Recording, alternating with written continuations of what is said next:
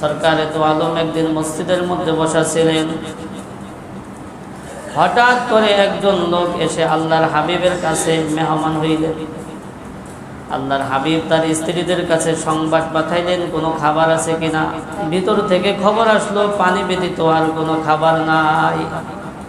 আল্লাহর হাবিব বললেন, আমার এই মেহমানকে কে মেহমানদারি করাবে? একজন আনসারী সাহাবী, যার নাম আবু তালহা রাদিয়াল্লাহু তাআলা আনহু, তিনি বললেন, ইয়া রাসূলুল্লাহ, ইয়া হাবিবাল্লাহ, আমি তাকে মেহমানদারি করাবো।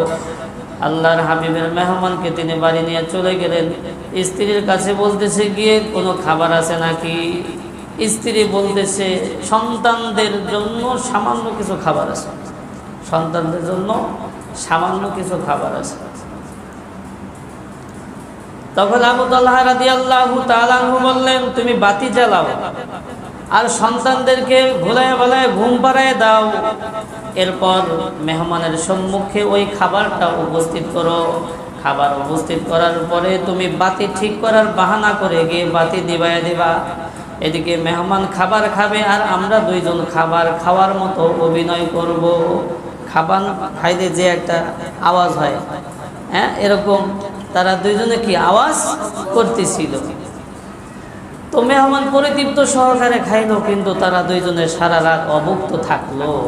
সকালবেলা যখন আবু তালহা রাদিয়াল্লাহু তাআলা আনহু আল্লাহর হাবিবের দরবারে উপস্থিত হইলেন, আল্লাহর হাবিব আবু তালহা রাদিয়াল্লাহু তাআলা আনহুকে সম্বোধন করে বললেন, আল্লাহ পাক রব্বুল আলামিন গতকালকে তোমাদের রাতের কর্মকাণ্ড দেখে হেসেছে।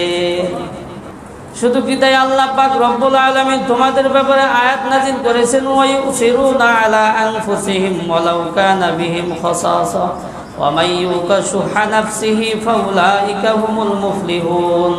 আল্লাহ পাক রব্বুল আলামিনের এমন কিছু বান্দা আছে যারা নিজেরা অভাবগ্রস্ত হওয়া সত্ত্বেও নিজেদের ওপর অন্যদেরকে প্রাধান্য দেয়, অগ্রগণ্য করে। ওয়া মান ইউকা শুহা নাফসিহি ফাউলাইকা হুমুল মুফলিহুন। আল্লাহ পাক রব্বুল আলামিন তাদেরকে তাদের অন্তরের কৃপণতা থেকে তাদেরকে মুক্ত রেখেছেন। তারাই সফলকাম, তারাই সফলকাম।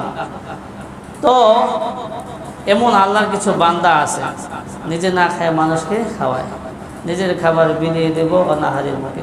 কবি জসিমউদ্দিন লিখেছে, নিজের খাবার বিলিয়ে দেব অনাহারের মুখে।